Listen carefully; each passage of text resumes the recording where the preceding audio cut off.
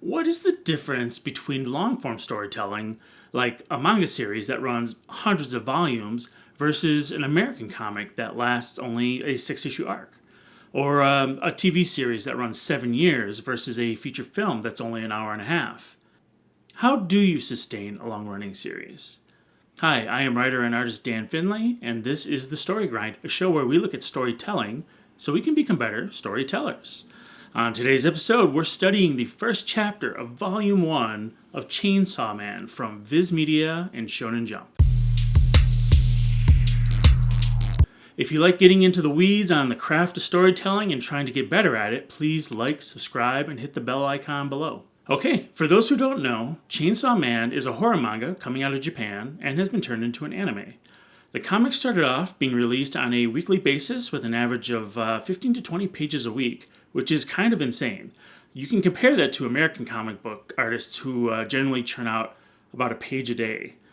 So manga artists work hard, and I think you're going to see that reflected in the themes of today's story. As of the recording of this video, Chainsaw Man has 17 volumes out in Japanese or 15 volumes out in English, and there are 7 chapters in Volume 1 alone. Today we're looking at the very first chapter, which is 54 pages long. You can read the first 3 chapters for completely free on Viz Media's website, and I'll leave a link to that in the description below. So here's the logline for Chainsaw Man. Denji is a young boy who works as a devil hunter with the chainsaw devil Pochita. One day, as he was living his miserable life trying to pay off the debt he inherited from his parents, he got betrayed and killed. He was losing his consciousness and made a deal with Pochita and got resurrected as the Chainsaw Man, the owner of the Devil's Heart. Now, I'll say a little off the cuff that I don't know if that's like the greatest log line. There's actually other log lines that I've read for this as well that aren't as strong. But I'm not going to bother reworking it. So that's the setup. Here are the credits. Now, this lists Tetsuki Fujimoto as the sole artist, but manga artists typically use assistants to help draw backgrounds and figures.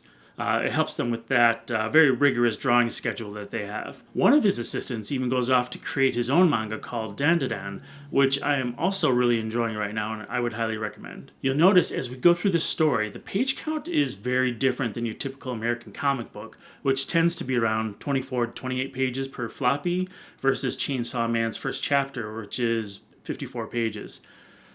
People say that Japanese comics tend to have a decompressed storytelling structure. So let's take a look and figure out the differences. All right, let's get into the story. Don't forget, with manga, we read visually right to left, although the text is still left to right, and in sometimes top to bottom if you're reading it in Japanese. Scene 1, 7 pages. We open the scene with Denji talking to his pet chainsaw dog, Pochita, and listing all the ways he's made money to pay off a huge debt of approximately $380,000. This includes doing odd jobs and selling body parts like an eye, a kidney, and a testicle. This is page 1, and we already have empathy for this character, which is really interesting. I'm not a big fan of characters needing money as a motivation or as a way to get empathy from a reader. There's something about it that feels always a little bit shallow to me, even though needing money is something anyone can empathize with.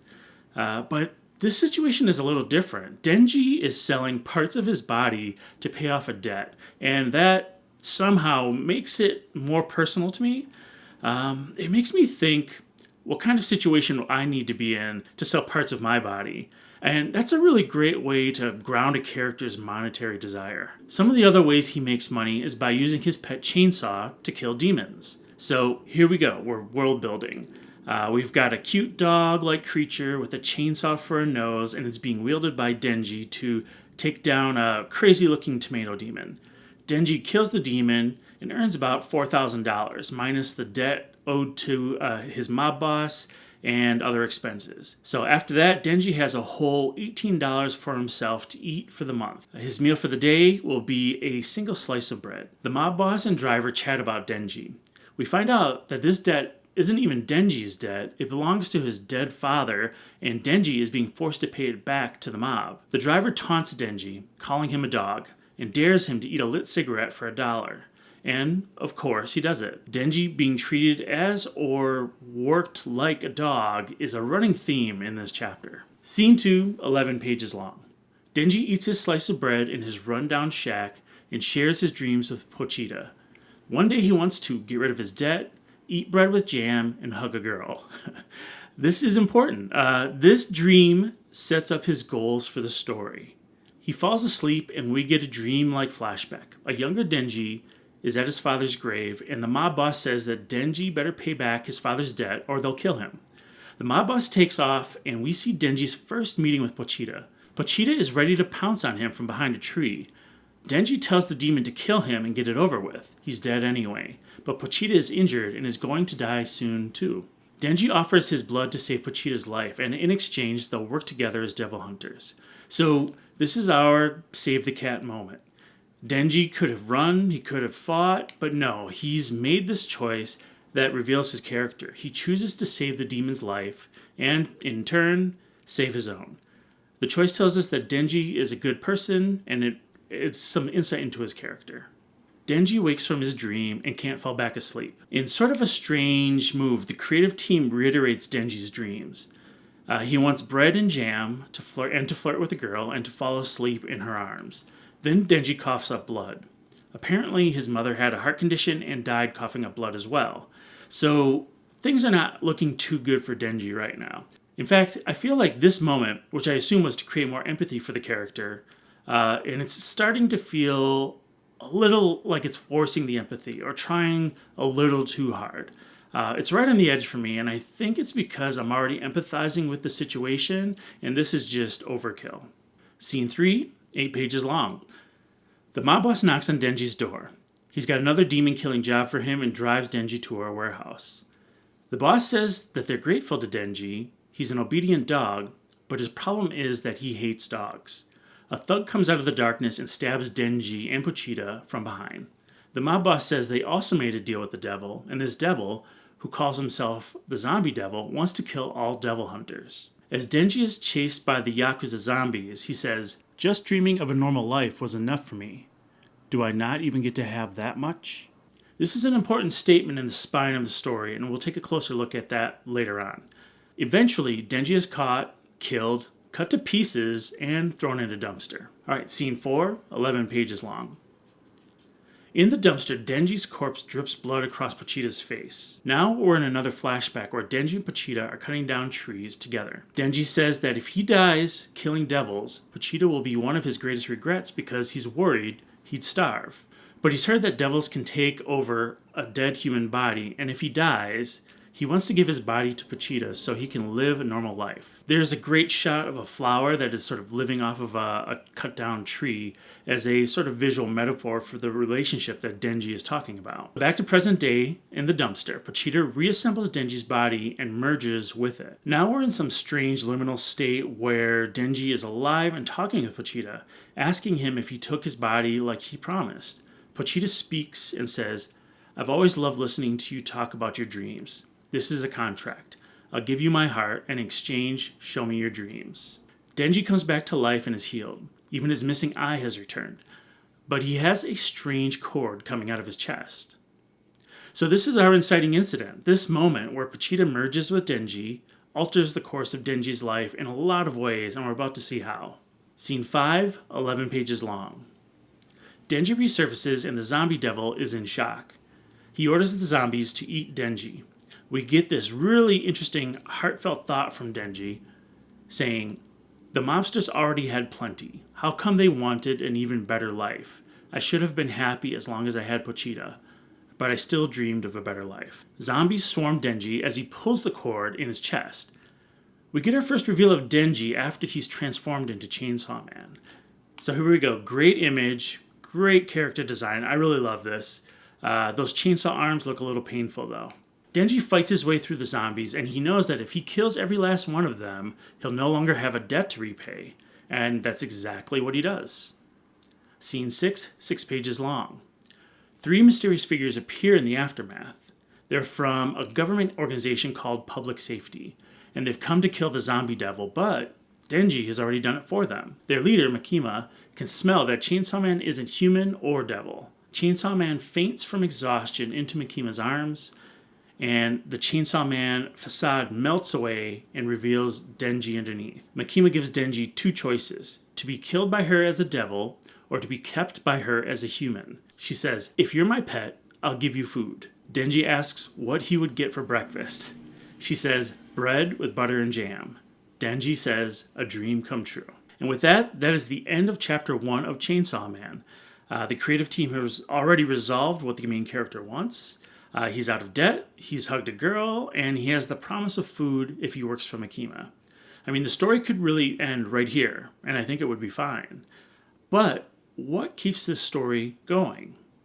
But before we get into that, the Story Grind is brought to you by the stories that I make. Get one of my digital mini comics for free when you join the newsletter and get monthly updates on my writing journey. If you want to see more of my work, check out my novels on Amazon and my comics on Gumroad. Links are below. Don't forget to like and subscribe to the channel. Your support means a lot, especially to a small channel like this. Okay, let's take a 10,000 foot view of the story. It's 54 pages long, but still has 6 scenes. Compare that to the American comics we've looked at so far that has an average of 24 pages and 5 scenes. That's really interesting to me. Even with manga's decompressed storytelling and increased page count, we're still hitting about the same number of scenes. The first 31 pages are world building and setting up the ordinary world. The inciting incident is when Pochita bonds with Denji. This happens on page 32 in scene 4. Then we have our reveal of Chainsaw Man on our first real action scene as he chops down zombies.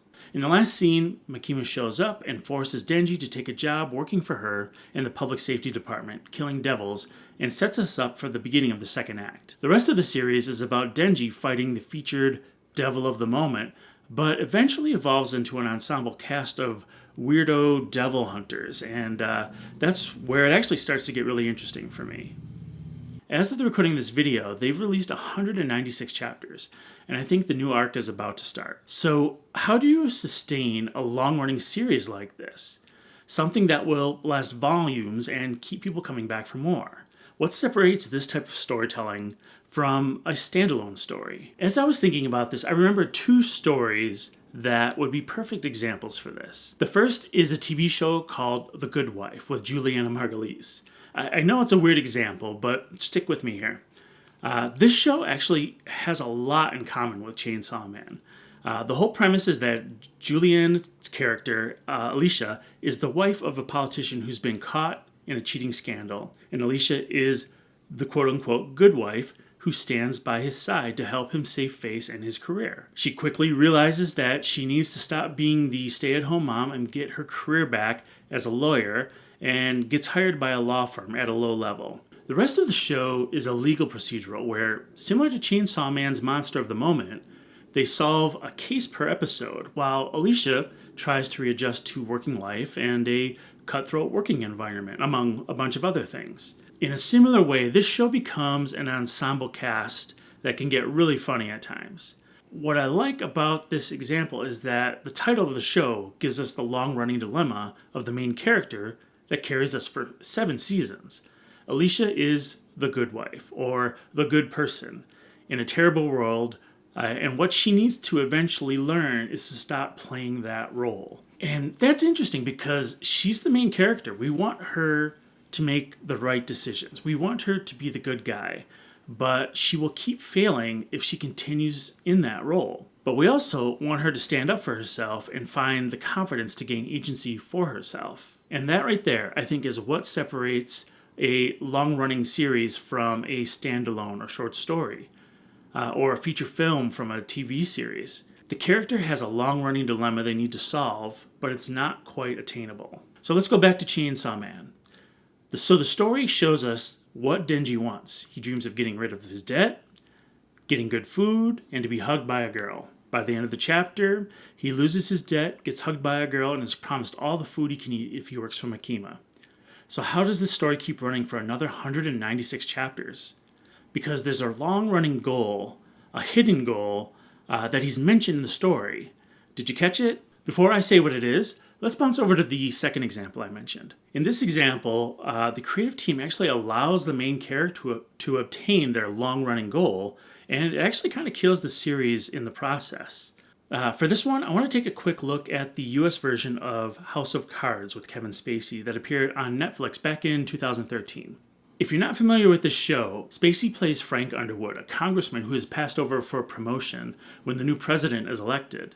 From there, we see how cutthroat and ruthless he can be as he is on his quest for more power. The show kind of falls into the era of Audacity where we had way back then, where characters would do shocking things that made, my jaw drop. It was a great show up until the end of season 2, where Frank Underwood actually becomes president and obtains the highest power in the land. Personally, this really killed the show for me.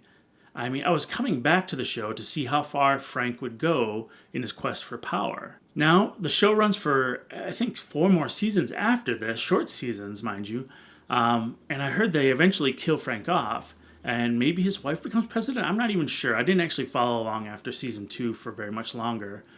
But the show is definitely worth watching just to kind of see how a creative team can create that promise and then sort of fulfill it and then sort of lose their way for a few more seasons as they try to refigure out what the show is actually about. But this show is definitely worth watching just to see how fulfilling a long-running goal can really kill your story. So back to Chainsaw Man. What is Denji's long-running goal that drives the story for 196 chapters so far? He mentions it twice in passing.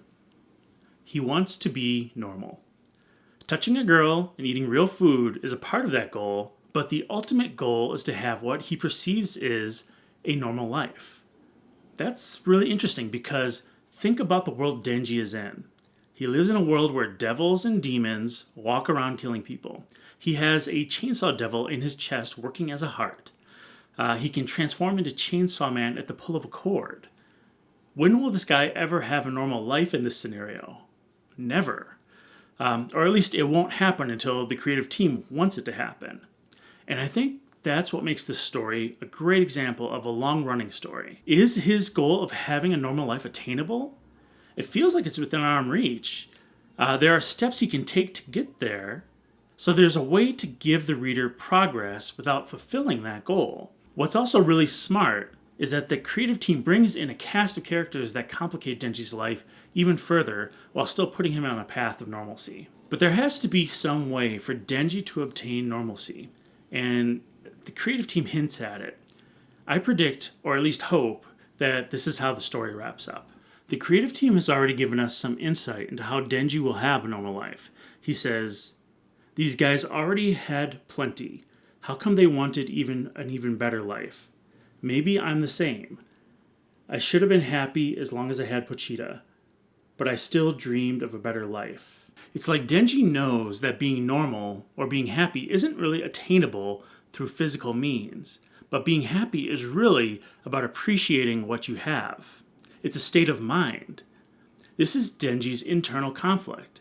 So the root of any long-running story will be tied to that internal conflict of a character. All Denji needs to do is say, "I'm happy with who I am and what I have," and the story will end. But the story will keep feeding us small physical goals, a symptom of the internal goal, if you will, as a way to continue this story. Denji is a teenage boy. In a few chapters, he's going to want more than a hug from a girl. So really, the trick of a long-running series versus a short story or a shorter series is an unobtainable goal that appears obtainable and is tied to a character's internal arc.